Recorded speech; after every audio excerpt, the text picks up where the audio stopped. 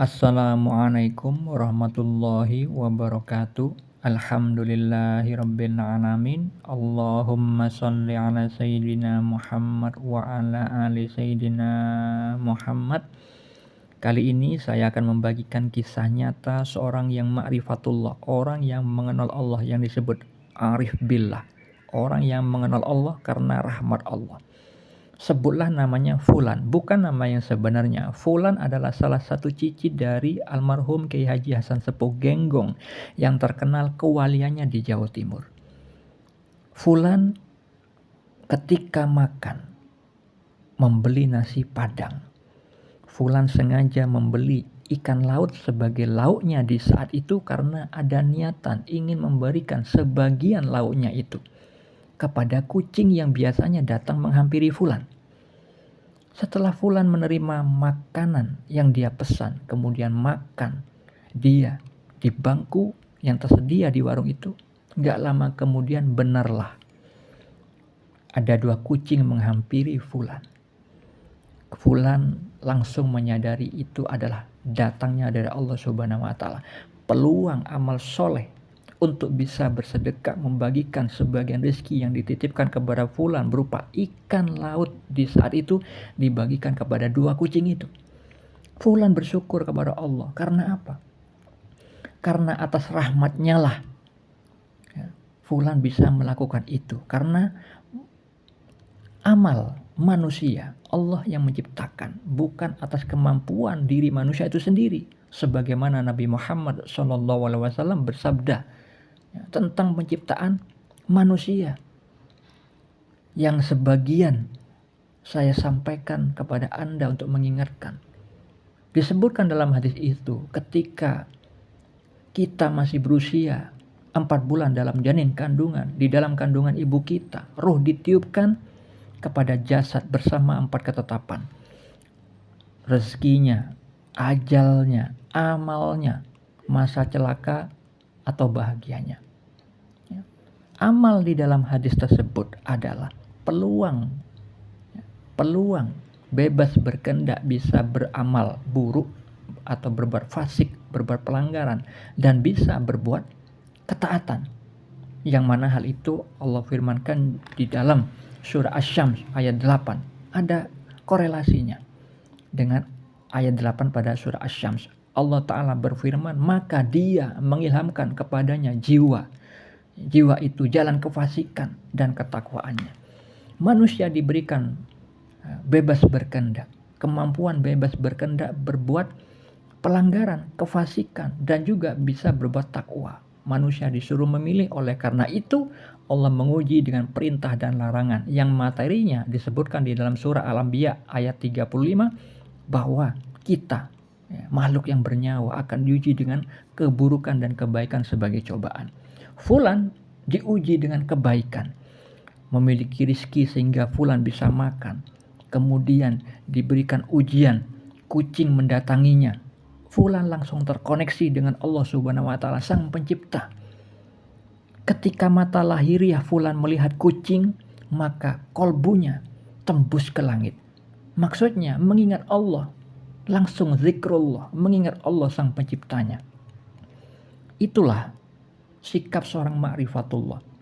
Apapun yang menjadi, apapun yang diperlihatkan oleh Allah, apapun yang diperdengarkan oleh Allah menjadi sarana beribadah kepada Allah. Sebagaimana Allah Ta'ala berfirman di dalam surah Az-Zariyat ayat 56. Hakikat tujuan manusia diciptakan. Allah Ta'ala berfirman, aku tidak menciptakan jin dan manusia melainkan agar mereka beribadah kepadaku. Beribadat bukan hanya sholat, bukan hanya puasa bulan Ramadan, bukan hanya zakat, bukan hanya umroh dan ibadah haji jika mampu. Tapi seluruh gerak diam manusia bisa dijadikan sarana beribadah kepada Allah kalau orang tersebut menduduki makom makrifat level hakikat. Makrifat itu adalah kedudukan orang yang telah mengenal Allah. Sedangkan makrifat itu ada 3. Makrifat yang awal, awaluddin ma'rifatullah. Dia hanya mengimani Allah sebagai Allah yang Maha Esa. Allah Ta'ala sebagai Allah satu-satunya yang berhak disembah. Dan Rasul Nabi Muhammad SAW adalah utusan Allah. Makrifat yang awal, hanya beriman tetapi belum sepenuhnya melakukan ketaatan kepada Allah. Yang kedua, makrifat yang menengah. Mereka mengenal Allah secara tekstual, kemudian diamalkan di dalam kehidupannya, tapi masih meminta imbalan kepada Allah. Dia tidak mengerti hakikat siapa yang memberikan kemampuan beramal soleh tersebut. Sehingga mereka ada yang selamat kalau dia dirahmati Allah, sedangkan ada yang tidak selamat juga karena mereka mengaku bahwa amalnya dari dirinya sehingga Allah hisab, dan kebanyakan orang-orang yang tidak mengetahui ilmu hakikat amalnya bisa terhapus sia-sia, sebagaimana Allah Ta'ala berkata kepada salah satu walinya di dalam kitab Al-Mawaqif wal-Mukhadhabat, Tuhan berkata kepadaku, aku telah menimbang amal perbuatan para orang yang beramal, maka kesemuanya tidak dapat menandingi sekurang-kurangnya makrifat para arifin yang paling sedikit. Dan Allah melanjutkan bahwa amal soleh apabila dilakukan oleh selain para arifin billah akan berkesudahan sia-sia, gugur atau hapus sama sekali. Maka amal tersebut bagikan abu yang ditiup dengan keras pada hari badai, hari kiamat. Jadi amal yang dilakukan oleh orang awam selain orang yang arif billah, orang yang telah mengenal Allah, itu nantinya bisa berkesudahan sia-sia, terhapus. Karena apa? Mereka tidak mengetahui hakikat kemampuan amal itu adalah dari Allah. Surah An-Nisa ayat 79, semua kebajikan apapun yang kamu peroleh adalah dari sisi Allah. Kebanyakan orang tidak memahami itu, sehingga amal solehnya disertai hati yang merasa bangga, ingin pamer, merasa lebih baik daripada orang lain. Berbeda dengan orang yang makrifat pada level hakikat. Seperti halnya Fulan. Fulan berhakikat ketika dia beramal kepada seekor kucing, tidak dianggap remeh. Fulan sangat bahagia. Karena apa? Semua itu karena rahmat Allah. Rizkinya yang dia peroleh dari pekerjaannya, rahmat Allah. Dia mendapatkan upah dari orang, itu karena ciptaan Allah juga. Dia tidak mungkin mendapat pekerjaan dari manusia ciptaan Allah yang lain kalau tidak ada manusia selain Fulan. Dia tidak mungkin bisa mendapatkan rezeki, tidak bisa bersedekah di atas bumi kalau Allah tidak menciptakan bumi. Itu juga rahmat Allah. Fulan tidak mungkin bisa bersedekah kalau tidak memiliki ilmu agama yang benar. Itu juga dari Allah, akal dari Allah, kemampuan berilmu dari Allah, taufik dan hidayahnya Fulan bisa bersedekah kepada kucing juga dari Allah. Maka semua modal kebaikan dari Allah. Jadi orang yang ma'rifatullah itu selalu mengingat la haula wala quwata illa billah. Tiada daya dan upaya karena rahmat Allah. Jadi amal yang sedikit seperti itu, sedekah kepada seekor kucing, itu bernilai tinggi di sisi Allah kalau orang itu ma'rifatullah, orang yang mengenal Allah pada level hakikat.